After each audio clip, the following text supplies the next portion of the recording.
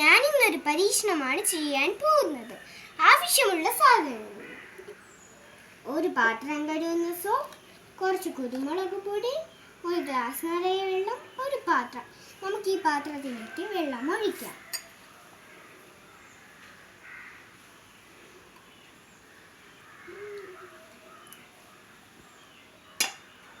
നമുക്ക് ഈ കുരുമുളക് പൊടി ഇടാം.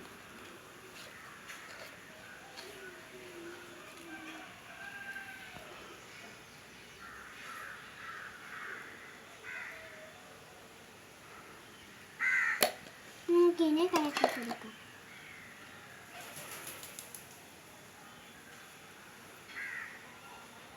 നമുക്കിതിനെ നടുക്കിൽ ഒരു വിരൽ കൊണ്ട് തൊടാം.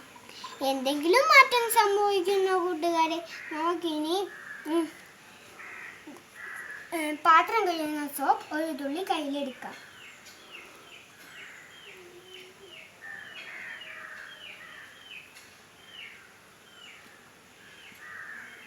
നമുക്കിതിൻ്റെ നടുക്ക് തൊടാം.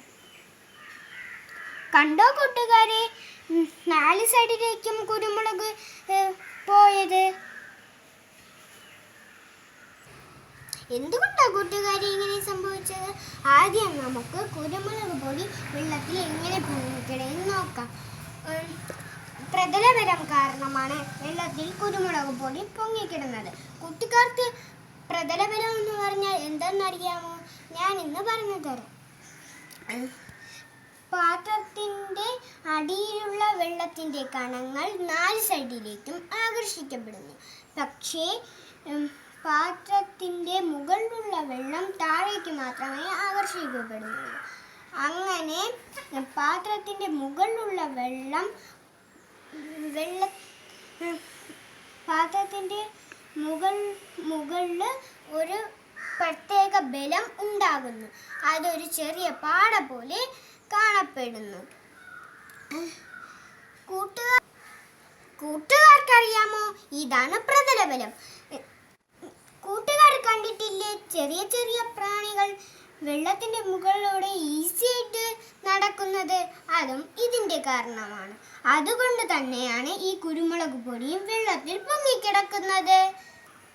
ഞാൻ സോപ്പ് കൊണ്ട് തൊട്ടപ്പോൾ എന്താണോ കൂട്ടുകാരെ എല്ലാ സൈഡിലേക്കും നീങ്ങിപ്പോയത് കുരുമുളക് പൊടി? ഞാൻ സോപ്പ് കൊണ്ട് തൊട്ടപ്പോൾ ജലകണങ്ങളുടെ ആകർഷണം കുറഞ്ഞു. അപ്പോൾ പ്രതലബലവും കുറഞ്ഞു. ആ ചെറിയ പാടയും നശിച്ചുപോയി. അപ്പോൾ അതുകൊണ്ടാണ് എല്ലാ സൈഡിലേക്കും കുരുമുളക് പൊടി നീങ്ങിപ്പോയത്.